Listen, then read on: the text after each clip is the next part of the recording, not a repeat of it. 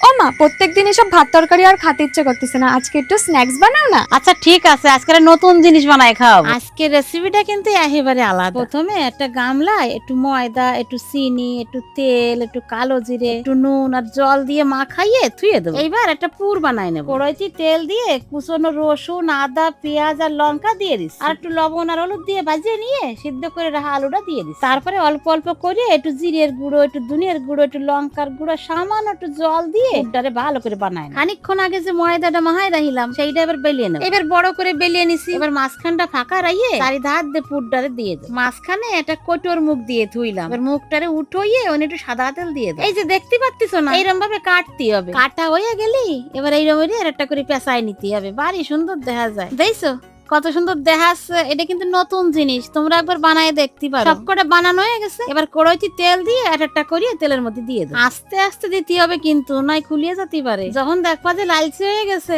তখনই কিন্তু নামায় নিতে হবে। এবার খাইয়ে দেখো দি রচনা কেমন হয়েছে। দেখতে তো ভারী সুন্দর দেখাচ্ছে, দাঁড়াও এখন খাইয়ে দেখি। এটা তো বেশ ভালোই লাগতেছে।